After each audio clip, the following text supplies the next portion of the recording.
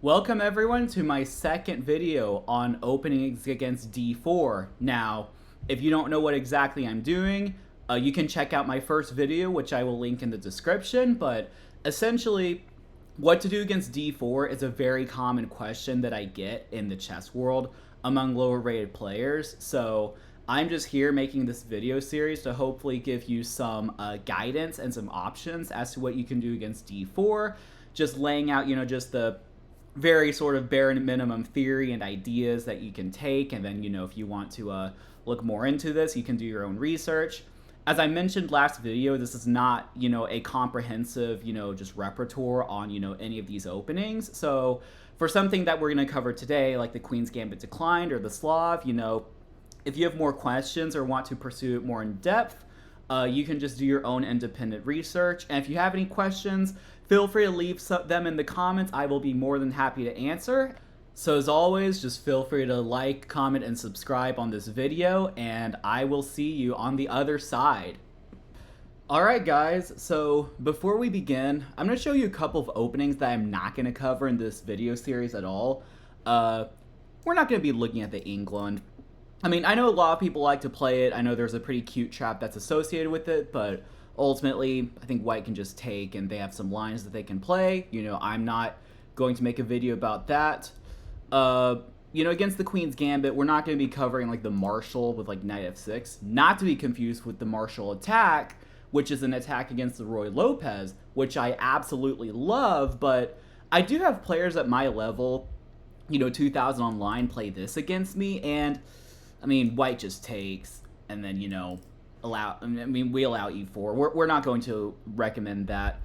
Last but not least, I'm not going to suggest any, like, weird Benonis. I do have a lot of people play it towards, like, they play c5, and then, I don't know, they don't play knight f6. Next video, I'll be covering d4 knight f6 lines, and we will include the traditional Benoni, as well as, like, the Banco Gambit with it, but not that's bad objectively, but we're not going to be covering anything, weird like that. So the first opening that we will be talking about somewhat in depth is after d4, d5, c4, the Queen's Gambit accepted. Now, I would not necessarily recommend playing the Queen's Gambit accepted. I think something like the Queen's Gambit declined or the Slav is much more solid. I honestly don't know anyone who has this as their main repertoire. However, it is a pretty legitimate, at least like a sideline, or it could be like a surprise weapon or whatever, so we'll cover it a little bit. Here's what not to do. Do not try to hold on to your pawn. You're going to suffer the consequences. And it's shown, for example, in this very famous trap where white plays e3, trying to go after the pawn. Black tries to protect it with b5, and white plays the very thematic move a4, trying to break up the structure. So if we take, then now both pawns are weak and will be taken. So oftentimes black will try c6, and then ultimately we lose material after a takes b5, queen f3. And the rook is actually goner. Well, you can play knight c6, and then bishop d7. The rook is saved, but you just lost a full knight. Come on. So don't do something like that. I've also seen, like, weird things like, like bishop e6, trying to protect the pawn, and it's just not worth it. White can just play something like knight f3, for example. Oftentimes knight g4 is very thematic to try to go after the bishop, even like e4, d5 in some situations. Honestly, I'm not going to argue too much about this. Just don't hold on to the pawn. Just please don't do that. So as far as accepting goes, there are a few things that white can play. Knight f3 is the more traditional main line that we will mainly analyze. Of course, there's also e3, but as I've mentioned previously in previous videos, a lot of this is interchangeable. I will note one line that after e4, black has the option to play this move pawn e5, which actually sort of tries to liquidate white's center. If it's taken, then I believe, yeah, queen trade is viable, and then you just have these two double pawns, so it's pretty good for you. And so if I'm white, the most natural move would be d5, but then you could play like b5 in this situation. After a4, there's this move knight f6, attacking the e4 pawn. It's not comfortable to defend because you have this move b4. So anyway, we'll just assume that white plays this move knight f3, and we'll just play the move knight f6, and after e3, There are a few things you can do. I mean, computer's saying a6, which is pretty thematic, to try and meet bishop c4 with b5 or something like that. The main line, I believe, is e6, and then trying to go c5, to just try to challenge in the center. However, there's also this move bishop g4, which has the idea to get the bishop out before playing e6. I quite like this line just because it kind of teaches you the thematic, just get your bishop out before moving your pawn to e6. So after bishop g4, you can just play like this in e6, and ultimately with the Queen's Gambit accepted, you're trying to get a very early c5 in because, and that's going to be true with a lot of Queen's Gambit positions, because ultimately c5 is your best try for counterplay in the center, and if you don't get c5 in, then white is just going to wallop you just all over the board, especially in the center. So that's what you're trying to do. Again, we're not going too much in depth into the Queen's Gambit accepted. If you want to look into this more, and any opening for that matter, you're more than welcome to do your own research as far as that goes. So another opening that you can play against the Queen's Gambit is the Albin Countergambit with pawn to e5. Now, here's what e5 does. You simply just strike in the center. It's very aggressive. It's very confrontational. If white takes on d5, I mean, we're not scared at all. We'll just take with the queen, and ultimately we're doing fine. The main line for white is to take on e5, in which we're not going to take here. Taking on c4 might just allow, like, e4, queen trade first, and then e4, and the c pawn could be weak. The move that we are going to play is pawn to d4. Now, what pawn d4 does is simply gain space with a well-protected pawn. The pawn on d4 is backed up by the queen. Also, the knight can go to c6 to protect the pawn. And also, you gain space on the opponent's camp. So, white cannot play knight c3. And as we will look at here in just a second, white is also discouraged from playing e3. Now, speaking of which, let's look at the common pitfalls for white, beginning here. If you think about it from white's perspective, if you're white, you're thinking, okay, I just gotta develop in castle. Now, I can play knight f3, that's not hard. And then after, say, knight c6, I think I gotta go e3 here, and if they take, maybe I can trade queens, and then, sorry, that was a bad arrow, but, and then I can take with the bishop, and then just develop normally. That's fine, but let's look at it. If white plays e3 immediately, which is pretty common, which is a pretty common pitfall, we actually have this move bishop b4 check, and it just turns out to be very awkward for white to block. The most natural way for white to block is this move bishop d2, and then here we can actually sacrifice our bishop and play this move d takes e3. Now, white should just kind of cut their losses and play f takes e3. They'll have doubled isolated pawns, but the worst is over. As the computer says, there's queen h4, but, white has g3. I mean, white is not, done for, at any extent. So after d takes e3, a lot of players on the white side are going to take the bishop, and this simply loses because of e takes f2. Notice that you're deflecting, or trying to deflect the king away from the queen, as the queens are in contact. So if the pawn is taken, then we take the queen, and we're just up a bunch of material. And if white plays this move king e2 to try to protect the queen, note that our pawn got all the way to the second rank. We take the knight and promote to a knight, which is extremely important to check the king.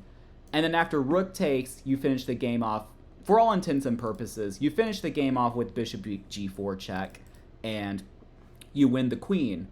Note that previously bishop g4 check didn't quite work because they could block with knight f3. So it's important to take the knight first, promote to a knight, and then you play bishop g4 check. So that's a very common trap that you might get if you play the Albin Countergambit. Some people, less severe, will play, knight f3, which is correct. We'll play knight f3 first and then e3, but same concept applies. You go bishop b4 check, and if white tries bishop d2, you play d takes e3, and this is a little less severe because we don't have a knight that we can capture with check. However, what we'll do in this position is just trade queens and then take the bishop, and we're just up a pawn, and we have a much better position. I mean, this pawn might go at some point, but, White's king is weak, we're just going to develop the bishop and castle with check. Our knight is very strong. You know, they have some weaknesses they might have to deal with. So ultimately, this is pretty good for us. Now, the main line, it was a little bit tricky preparing this video. So after knight f3, which is natural, knight c6, because what I'm trying to do with this series is think about what our opponents are going to play, and it's a little bit hard to come up with a natural move that's not pawn to e3. I did cover two moves here. I covered this move a3, which you play a3 if you really know what you're doing. a3 simply has the idea to stop bishop b4 check. It's just as simple as that. I also covered g3. And ultimately, you know, the ideas with a3 and g3 are the same. The main idea is to go knight e7, knight g6, try to round up the pawn. You're going to develop the bishop, and then you're going to castle. It's as simple as that. You know, if you want to do more independent study on this opening, you are more than welcome to. But essentially, you know, let's say g3, we just go knight g to e7, bishop g2, knight g6. We're going after this pawn. And then, you know, castles, we'll play knight g takes e5, and, you know, we're doing okay. As the computer says, you know, it's still slightly better for white, as are most openings. But, you know, ultimately we're doing fine. We'll develop the bishop, we'll castle, and we have a pretty interesting game. And we still maintain our strong pawn on d4. And same can be said about this move a3. With a3, you know, white could try this expansion with like b4 and maybe develop with bishop b2 and just try to like gain more space on the queen side, but ultimately our game plan doesn't change. We just go knight g6. We're going to go after the pawn, and, you know, we're doing okay. The next opening that we are going to cover out of the Queen's Gambit is the Queen's Gambit declined with e6. It's very simple. You don't accept the gambit. You decline the gambit by protecting your d5 pawn. So if they were ever to take, then you just take back with your pawn. So with this and the Slav, and really just all the openings I'm recommending, there are a lot of like nuanced variations. I'm not going to go through all of them. I just want to go over the main ideas behind the Queen's Gambit declined and most of the ensuing positions. We're going to assume that white plays knight c3, we'll play bishop e7. I do play bishop e7 first rather than knight f6 for a very nuanced reason, which we don't really need to go into. Ultimately, you develop your bishop to e7. I will note that may seem like bishop e7 is pretty passive, and I can understand that. Although, I'd say the alternatives are a little bit vulnerable. The bishop's just not great on d6. It could get hit with knight b5. Maybe in the future it could get hit with like e4, e5. It's not recommended to put the bishop on d6. Obviously on c5, it would just get taken for free. We don't want to do that. And bishop e4, I mean, it's a line, but, you know, bishop's a little bit vulnerable on b4. You'll probably end up just taking the knight and giving up your bishop pair. You know, you can certainly look into that, but I'm not going to recommend it. I just like this very solid setup with bishop e7, knight f6, and then we'll see what white does from here. So after knight f6, I looked at really two ideas. Looked at just white developing the bishop either to f4 or g5. You know, I also briefly looked at e3, and ultimately, we're first going to take a look at bishop f4, which I think could be pretty common for, you know, white players just to play e3, maybe develop the bishop and then castle. And ultimately, what I want you to do against a move like bishop f4, and really, I suggest against e3 as well, is I want you to castle and then play in very early c5. Because, as I alluded to with the Queen's Gambit accepted variation, it's important to get c5 in because you want to fight for your share of the center, and it may seem scary to play c5 and allow all this pawn tension in the center. You know, you have d attacking c, c attacking d, you know, what's going on, but ultimately, you just calculate everything out, and black is doing fine with all the captures. If d takes c5, you generally have bishop takes c5, and you're doing okay here. If c takes d5, you always have knight takes d5, and you could even take with the queen if you want to like leave behind very little weaknesses. Of course, taking with the pawn is perfectly acceptable. Developing your bishop or preparing for your bishop to develop. There can be some downsides with d takes c5, bishop takes, you know, just giving yourself an isolated pawn, but oftentimes that can be circumvented. You know, you might play like knight c6 and play for d4 one day. That's a pretty common idea to sort of eliminate your isolated pawn, but that's not the lesson for today.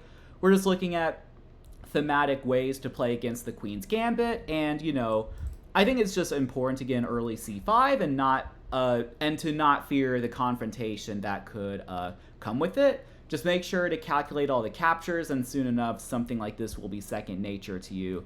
And ultimately, same thing with e3. I just said like castles, and then oh yeah, this is a line that you could also do to where if white plays this move bishop d3 trying to castle, there's a cool sort of kind of tempo gaining move where you can take on c4, which is a move you were going to want to play anyway. It's very important though that you wait to take on c4 after the bishop developed, so you make them sort of waste a tempo, so that it took them 2 moves to go to c4 rather than just 1, and then here you can just play c5. Once again, black's position's just very solid. You can try for a6 b5 in the future. I've had success with black just playing this way, where I'll play something like a6 and white should just play a4 just to prevent b5, but oftentimes players will forget that and then allow b5 and then bishop b7, and then I have a pretty nice bishop on the b7 square, so that's also an idea. I mean, ultimately I don't really like e3 because it blocks in the bishop, but I just thought I'd recommend that line as well. There is, bishop g5. White could play bishop g5. Now, with bishop g5 specifically, let's say after castles e3, I would wait to play c5. And the reason is that after c5, white could actually just take. And if we just take back with our bishop, now there's sort of this awkward pin with the knight and the queen. And there's this line like c takes d5, e takes d5. They could take our center pawn. We could take their b pawn, but ultimately, I think computer was saying rook b1, queen a2, and just rook a1. Our queen is getting chased. We traded our center pawn. I just don't think ultimately it's the best thing for our position. So I think against a move like bishop g5, I would just wait a little bit. Well, I would castle, and then after e3, I think you can just play a move like knight d7, so that if they ever take, you just take with the knight. I believe also b6 is a move that you could play. Just play like bishop b7 and put some support on the pawn. For the record, the line that I play is I play this move h6. If they take, I'll take with the bishop, and then I play knight e4. It's a little bit, funky, interesting, however you want to put it. If white plays accurately, they're totally fine, but that is also something you could look into. And yeah, I think that is it as far as the Queen's Gambit decline goes. All right, guys, let's talk about the Slav. Now, what I will say about the Slav is that it is extremely loaded. It's extremely loaded with theory on both sides. Now, I'm actually going to recommend this variation that you may or may not have heard of. Now, here's the reason. What's tricky about the Slav is that, let's say after knight c3, it's actually very tricky to play an early bishop f5. Now, bishop f5 is the move that a lot of players want to play before playing a move like e6, because with a move like e6, you're blocking in the bishop. So it makes sense to try and play bishop f5 before playing e6. However, as you can see, white is better if they just take on d5 and then play queen b3, because ultimately the downside of developing your bishop is that b7 is weak. So if you want to protect the b7 pawn to maintain your pawn, black is going to have to make some serious concessions. You're going to have to play a move like bishop c8, for example. Also b6, which severely weakens the light squares. If you play queen c7 or queen c8, then the d5 pawn falls. So ultimately, it's just not great to put the bishop out this early. So the variation I recommend, well, let's talk a little bit after knight f6, knight f3, which again, this is going to be what we assume that white plays. There are a few options that you can try. You can try the semi-Slav, which I alluded to does block in the bishop. However, it is extremely solid. You can play an early knight d7, bishop d6, castle, and you could even play like b6 if you want to try and give your bishop a home. And ultimately, you're playing for an early central break with either, e5 or c5, depending on what the position calls for. If you want to research this on your own, you're more than welcome to. You can also play the open Slav with d takes c4, and the idea is to let out the bishop without, suffering the queen b3 consequences. Again, things can be tricky if white plays moves like e4 or a4. I know a4 is the main line and e4 is not as accurate, but even after e4, you have to know this move b5, and it's very, very tricky to play. That's really, it goes into some Geller Gambit, just nonsense. I mean, if you want to like study a ton of theory, you're more than welcome to look into this, but what I recommend against the Slav after knight c3, knight f6, knight f3 is this move pawn to a6. Now, what is a6 all about? a6 has the simple idea to try to facilitate bishop f5 without suffering the consequences of queen b3. Because ultimately, well, let's show it with a line. Let's say that white plays this move e3, which is the main line. We'll look at later what if white just develops the bishop, because with this whole series, I've been trying to assume that white knows to develop the bishop before bringing the pawn out. But anyway, after a move like e3, you could actually play bishop f5, so you're getting your bishop out like you normally would, and then you could play e6 next move. And if white tries to play queen b3 early to try to attack the b7 pawn, you have this very coy move, rook a7. And all rook a7 does is just protect the b pawn. And then ultimately, you'll just play e6, probably bishop d6, castles. You could later play b5, because b5 is going to be well supported by the c and a pawns. And then you're just sort of like, what's the queen doing on b3, right? I mean, the main purpose was to attack the b7 pawn, and you're no longer doing that. The rook may seem passive on a7, but generally in the very early opening stages, you're not using your rooks much anyway, so it's totally fine to just play a move like rook a7 in this position and then sort of figure it out later.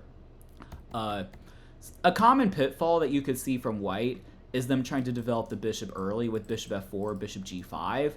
Now this could be where it gets a little bit complicated if you chose to play it. After bishop f4, you can actually just go ahead and take the pawn and play b5, which is contrary to what I talk about with the Queen's Gambit Accepted, where I do not want you to take the pawn and just try to protect it. However, with the inclusion of c6 and a6, once you play b5, it's simply going to be enough defense. And some lines I looked at is if white plays e4, which probably is one of the more challenging variations to try and get this, center pawn formation. However, after b5, you're doing completely fine objectively. If white tries to bust the queen side with a4, you just play bishop b7. And as it turns out, you're doing completely fine. There's no knight takes b5 sacrifice because your bishop protects the rook. That's very important. And objectively, you're doing fine. If you get your free moves in, you're going to play e6, maybe bishop b4, a castle, and it's going to be a challenge. You don't always get, a pawn up without, just some challenges, but you're going to be up a pawn, and you can just play chess from here. And so that's what happens if white tries to play a move that's not e3, or there's also this move c5, which I don't know how many of you would face a move like c5 here.